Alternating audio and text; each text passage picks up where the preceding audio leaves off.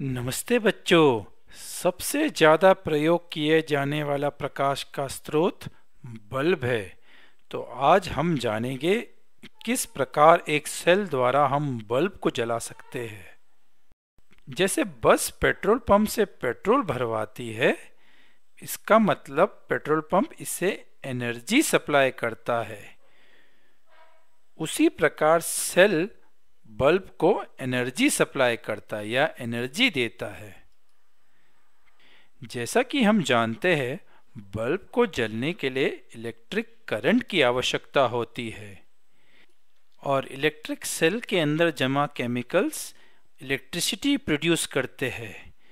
जब हम सेल को एक ठीक तरीके से बल्ब से जोड़ते हैं, तब केमिकल्स इलेक्ट्रिसिटी प्रोड्यूस करते हैं। जरा सेल को पास से देखिए। इसके एक और प्लस यानी कि पॉजिटिव साइन होता है और दूसरी तरफ माइनस यानी नेगेटिव चिन्ह होता है। ऐसा क्यों होता है? यदि आप सेल को ध्यान से देखेंगे तो इसकी ओर छोटी सी मेटल कैप होती है और दूसरी ओर एक मेटल डिस्क होती है।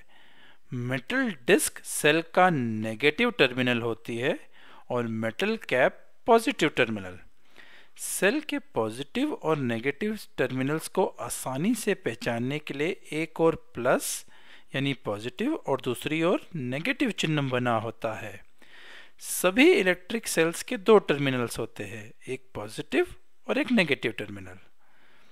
और इलेक्ट्रिक करंट का भाव सेल से बल्ब तक कैसे पहुंचता है? वायर से, या सही भाषा में कहे तो सर्किट के द्वारा। चला देखते हैं। इससे पहले हमें बल्ब जो हमें लाइट देता है उसे थोड़ा और समझना पड़ेगा। जरा हम उसे पास से देखते हैं। बल्ब के बीचों बीच एक छोटा सा वायर का टुकड़ा चमकता है जो कि लाइट फैलाता है। इस छोटे से वायर के टुकड़े को फिलामेंट कहते हैं। फिलामेंट तो मोटे वायर से जुड़ा रहता है जो इसे सपोर्ट करते हैं।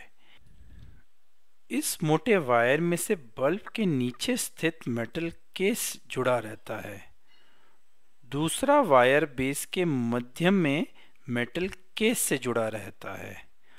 अब हम बल्ब को सेल से जलाने के लिए किस तरह जोड़ेंगे? यदि हम बल्ब के किसी भी भाग जैसे कि ग्लास से बने भाग को सेल के वायर से जोड़ेंगे तो क्या बल्ब जल उठेगा? नहीं। तो बल्ब में कुछ निश्चित स्थान होते हैं जो हम सेल के सिरे से इसे जोड़ते हैं, तभी बल्ब जल उठता है। बल्ब के मेटल बेस में बने स्क्रू वह पहला स्थान है। बल्ब के मेटल बेस की टिप यानी सबसे ऊपर दूसरा स्थान है। इन दोनों जगहों को टर्मिनल्स कहा जाता है। तो सेल की ही तरह बल्ब के भी दो टर्मिनल्स होते हैं। एक बार फिर से जान लेते हैं। बल्ब के दो टर्मिनल्स होते हैं, एक बल्ब का बेस यानी नीचे का हिस्सा और दूसरा बल्ब का मेटल टिप ऊपर का हिस्सा। बल्ब के ये दोनों टर्मिनल्स सेल के अलग अलग सिरों से जुड़े होते हैं, जिससे कि सेल से करंट निकलता है और फिर बल्ब जल उठता है। तो अब हम यह जान गए हैं कि बल्ब में वायर को कहाँ जोड़ते हैं। चलिए अब हम इलेक्ट्रिक करंट को बल्ब तक पहुंचाने में मदद करते हैं। इलेक्ट्रिक करंट के फ्लो होने के लिए एक पाथ या एक रास्ता चाहिए होता है। एक इलेक्ट्रिक वायर को सेल के पॉजिटिव सिरे से जोड़ेंगे। वायर को सेल से जोड़ने के लिए रबर बैंड या टेप का इस्तेमाल भी कर सकते हैं। अब हम इलेक्ट्रिक वायर के दूसरे सिरे को बल्ब के किसी भी टर्मिनल से जोड़ लेते हैं। मान लीजिए हम उसे उस टर्मिनल से जोड़ते हैं जो मेटल बेस पर है। वायर को बल्ब से जोड़ने के लिए हम इलेक्ट्रीशियन द्वारा इस्तेमाल किए जाने वाली टेप का इस्तेमाल करते हैं। हम पहले से ही कंडक्टर्स और इंसुलेटर्स के बारे में जानते हैं। टेप और रबर बैंड इंसुलेटर्स होते हैं, इसलिए हम वायर लगाने के लिए इनका इस्तेमाल करते हैं। हमने करंट को बल्ब तक पहुंचाने की व्यवस्था कर दी है, पर बल्ब क्यों नहीं जल रहा है?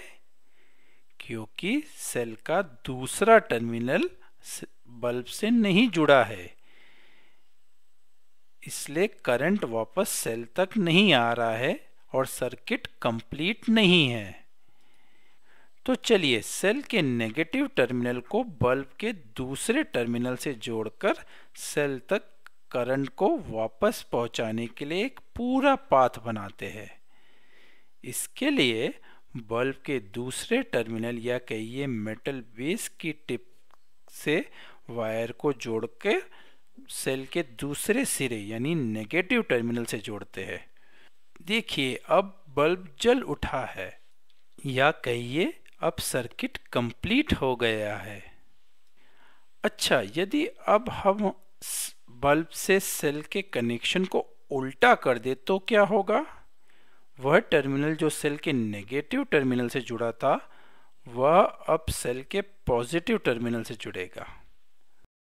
बल्ब तो अभी भी जल रहा है, यानी बल्ब में सेल की तरफ पॉजिटिव या नेगेटिव टर्मिनल नहीं होते हैं। हम सर्किट बनाने की शुरुआत सेल के पॉजिटिव सिरे से करते हैं और अंत नेगेटिव सिरे पे करते हैं, ना कि सेल के एक ही सिरे पर। क्या होगा अगर हम बल्ब के दोनों टर्मिनल्स को सेल के एक ही सिरे पर जोड़ दें? दोनों टर्मिनल को या तो सेल के पॉजिटिव सिरे से या नेगेटिव टर्मिनल से। क्या बल्ब जल उठेगा? ऐसा लगता होगा आपको कि इसे जल जाना चाहिए क्योंकि यह क्लोज सर्किट दिखाई दे रहा है, लेकिन बल्ब नहीं जल उठेगा और इसकी वजह यह है क्योंकि हम जानते हैं कि करंट एक निश्चित दिशा में ही फ्लो होता है। सेल के केस में से करंट पॉजिटिव सिरे से निकलकर नेगेटिव सिरे की ओर बह रहा है, तो हमें करंट को बहाव करने के लिए सेल के पॉजिटिव और नेगेटिव सिरे के बीच में एक कंप्लीट पाथ या सर्किट बनाना होगा। करंट बल्ब के एक टर्मिनल तक सेल के पॉजिटिव सिरे से पहुंचेगा और फिर बल्ब के दूसरे टर्मिनल से वायर के द्वारा सेल के नेगेटिव सिरे तक पहुंचेगा।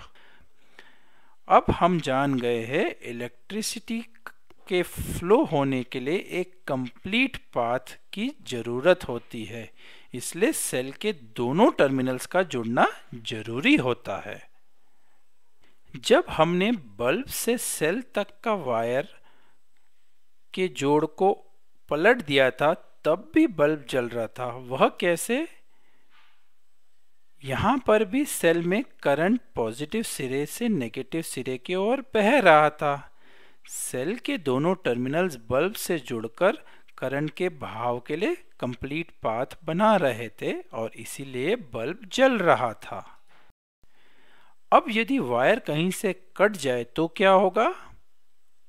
आसान जवाब है, करंट बल्ब के दोनों टर्मिनल में से होते हुए पॉजिटिव सिरे से नेगेटिव सिरे तक का अपना सफ़र पूरा नहीं कर पाएगा, और जब इलेक्ट्रिक करंट का सफ़र पूरा नहीं होगा तब इसका मतलब है वहाँ पर कंप्लीट पाथ नहीं होगा और बल्ब नहीं जल पाएगा। तो हम कहानी पर वापस से आते हैं।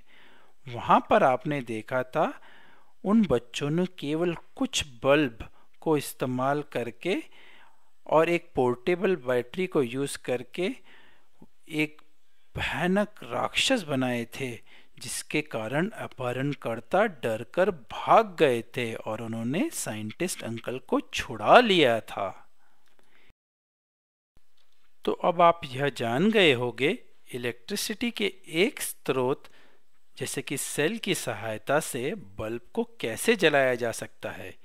इलेक्ट्रिसिटी के बहाव के लिए सेल के दोनों टर्मिनल्स जुड़कर एक कंप्लीट सर्किट या पाथ बनाते हैं।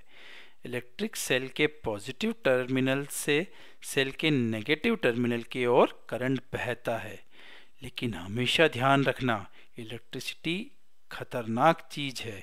इसलिए कभी भी कोई भी इलेक्ट्रिसिटी का कार्य अकेले करने की कोशिश ना करे। हमेशा किसी बड़े की निगरानी में ही करे और सुरक्षा के सारे उपायों का पालन करे। फिर मिलेंगे बच्चों, बाय बाय।